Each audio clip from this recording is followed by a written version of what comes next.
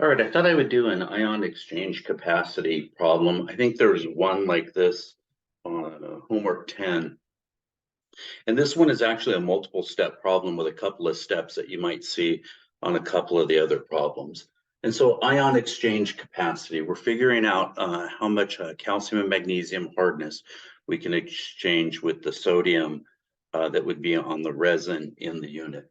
And so a couple of things that typically is going to happen is when you have a problem like this, they maybe will tend to give you a milligram per liter hardness value, like in the example I got here, 213 milligrams per liter of hardness. Hardness again is calcium and magnesium in the water. But when we're doing these, they're really doing the units in grains per gallon. And so probably the first step that you have to do if you're given a hardness problem like this and you're not given grains per gallon is you have to get from milligrams per liter to grains per gallon. So if you look at the state sheet, there will be a conversion factor. I think the state sheet says that 1 grain per gallon is 17.1 milligrams per liter. Some of the textbooks may say 17.12 for the value. And so the first thing you gotta do is gotta get from milligrams per liter to grains per gallon. So that's just a dimensional analysis problem that we probably know how to do.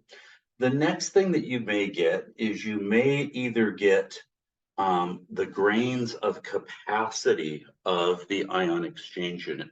So they may say, oh, it can pull out 1 million grains of hardness. It could pull out 1.5 million grains of hardness. If you're given the capacity, then you can take this grains per gallon that you calculated here, divide it by the capacity, and you will get the gallons that you filtered.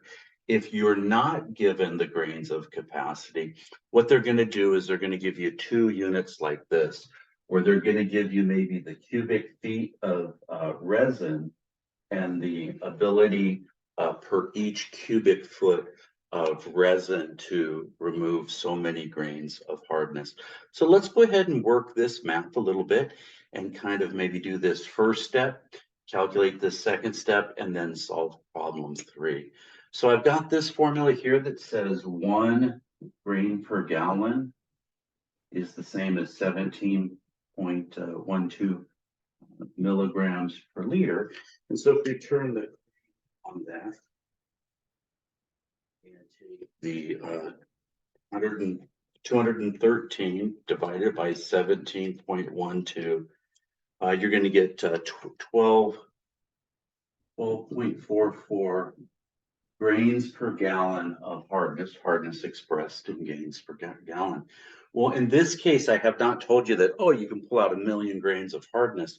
What I've given you is the 52 cubic feet of media, and it's good for 25,000 grains. So we would say that we've got 52 feet cubed worth of media. And of that media, it can do 25,000 grains to remove 25,000 grains of hardness per foot cubed. So the foot cubes are going to cancel and the grains will work through. So 52 cubic feet of media that can do 25,000. 52 times 25,000 is 1.3 million. And so that's how many grains of hardness that you can move. Well, now once I've given that, I can work this third formula. Again, I think if you look at maybe the one that was earlier in the homework, I gave you, oh, you can remove so many grains, and this one's maybe a little bit of a second or third step problem, where not only did you have to get your hardness to grains per gallon, but you had to do this calculation here. Okay, so I've got a capacity of the resins divided by the 12.44. So this is grains, and this is grains per gallon. And so what happens is the grains will cancel and you'll end up with gallons.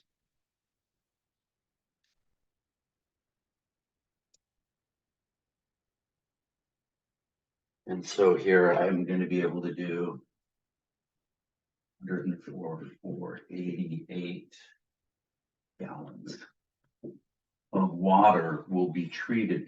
So what'll happen is once I've done the 100,000, 104,000 and change worth of gallons treated with this amount of hardness, or this amount of hardness expressed for gains, the ion exchange capacity will have been used up. And what I will have to do is regenerate the ion exchange unit with a brine solution to reset it, to knock the calcium and magnesium hardness that we pulled out of the water, flush that back into the regeneration brine stream, and reset it with sodium ions.